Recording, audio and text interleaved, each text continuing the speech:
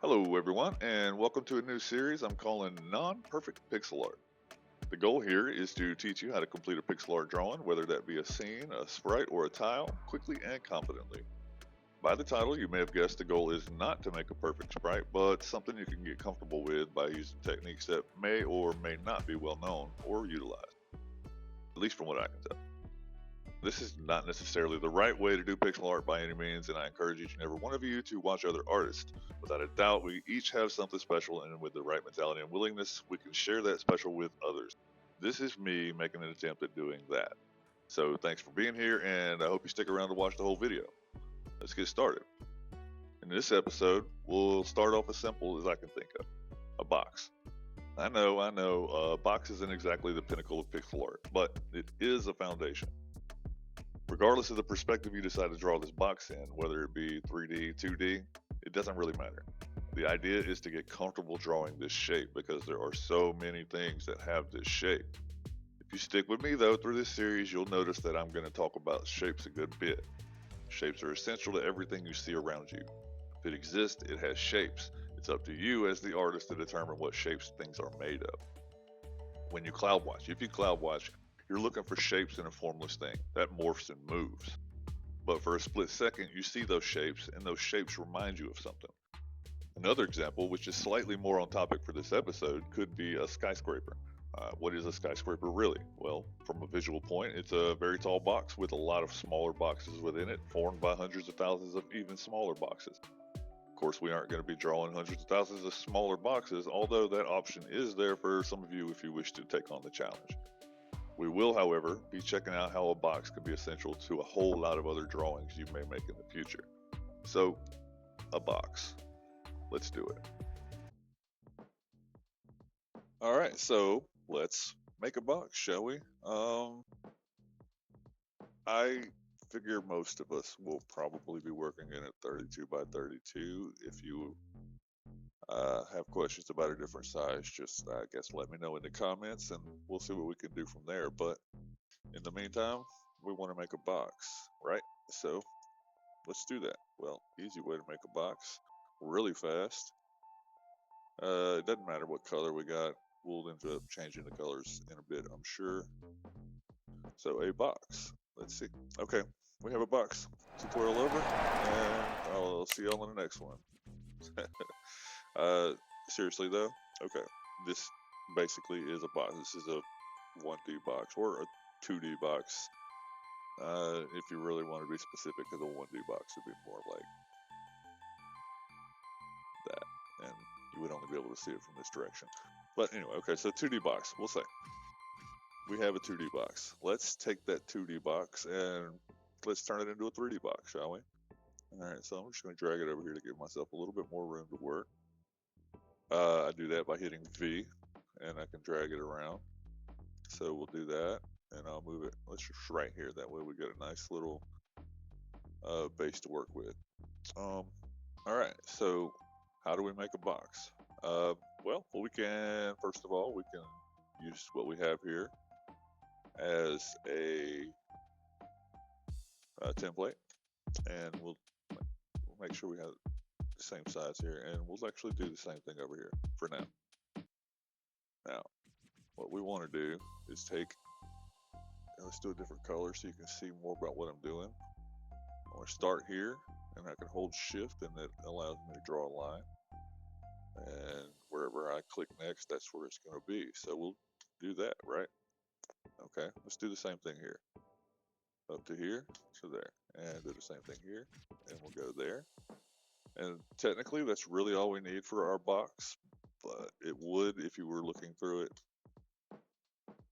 transparent wise, if you were to see through the box, oops, that is essentially what the box would look like. All right, everything's nice and parallel because box sides are parallel. Everything looks the same. Okay, so now all we have to do to make our box is let's decide on colors. Okay, so we know we're not going to be seeing this, so we'll take that out because this is a solid side of the box. And this on the other hand, we will be seeing that. So okay, here's what we can do. Let's just go way darker. And I'll be changing these colors and explaining why I'm using the colors that I am here shortly. But for now, we're just going to hit W to go to our, it's basically one select, and we'll click that. Now that I have that selected, I have my color selected, I can just hit the F key and it'll fill that. Okay. And because we like that color on the sides for now, we will go ahead and do that, and we'll do this one too. Now we got to deal with this little bit here. We want to make sure we leave our border line right there. So we just take that and we're done with that. Now we know that our bottom, this is essentially a box. This is more like a filing cabinet, if you will. But again, as I said in the intro, lots of things are made from boxes. So you want to make a filing cabinet, it helps to know how to make a box. But let's now take this and we'll highlight that to turn it the same color as this, and we'll just do the same thing this way.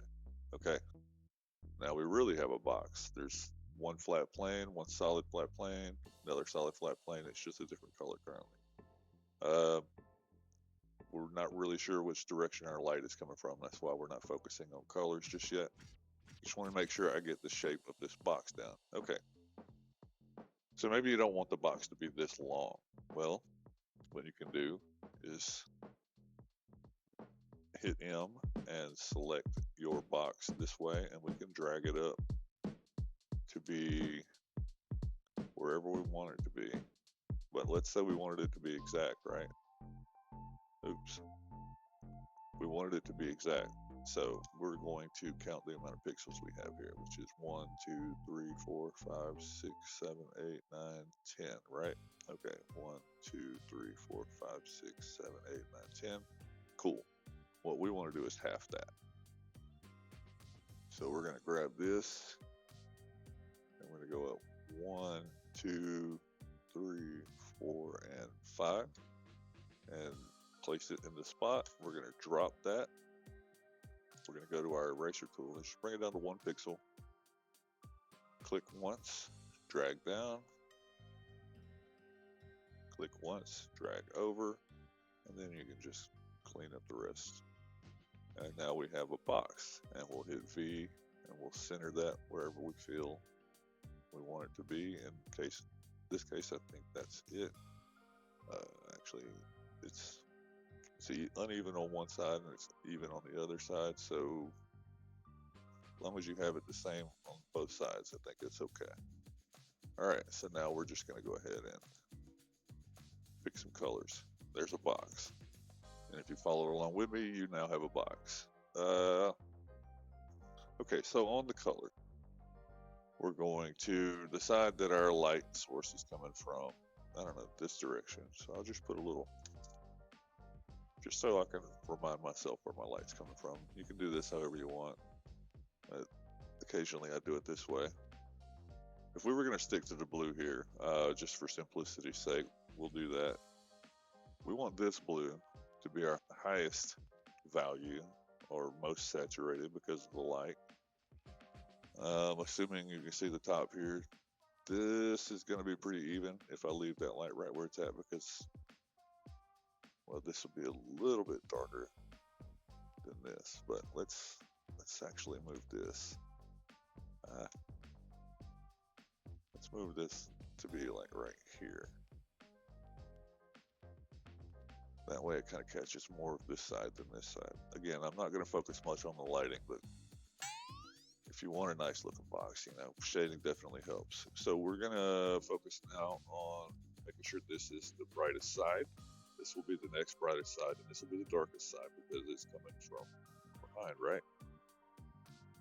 So this will be our mid-tone, this will be our bright tone, and this will be our dark tone. So this is our basis. We'll start right here. So now that I have this saturation up a little bit more, I cannot raise the value on it anymore. So we're just going to go with the saturation alone. We'll select the right side because it's closest to the light source. Hit F and be done with it. All right, now that we've done this, we'll go up here. We'll copy with, if you hold Alt, you can use the eyedropper to copy this color back. So this is our base color. Hit W and we'll select this square and we'll drop the value a little bit as well as the saturation, and we'll just hit F to change that. So now we have a 3D box with a little bit of highlights and shadow. Let's put this in example. If we wanted to make a skyscraper, well, how would we do that? Well, first things first, we don't want to mess up our nice little box. We can get rid of this now because we kind of know where our light source is at. We don't want to mess up our box, so we're going to create a new layer. Okay, so now that I have my second layer, I'm going to go to the first layer here, and I'm going to hit W to select the whole layer. But obviously this is excluded, so we're going to go to select and click on inverse. The hotkey, which we'll be using in the future, is Control Shift I, which now switches over to the box itself, and we can just instantly grab that, drag it down to around here. Okay, so now that we actually have our box selected with the inverse, we're going to copy this with Control C. And I'm going to move over to layer 2, and I'm going to paste that right onto layer 2, and then just drag that up. And now you see we have what could be considered a tower or a very, very small skyscraper. Depending on how tall you want your skyscraper to be, you may need to do a couple of things. For example, if I were to paste another one on here and I wanted to go up, obviously I don't have enough space on my canvas to do so. So what we need to do here is we can hit C. We can actually use this to change our canvas size, and we'll just make our height to be 64. And now what I can do is, remember, now this is two separate layers, so if I want to move both of them, I need to select them both, click V, then I can drag and bring them both down, and then unselect both layers, go back to layer 2. And at this point, I can put each one of these on a different layer or however I wanted to do it, but I'm just going to put them on layer 2 for now.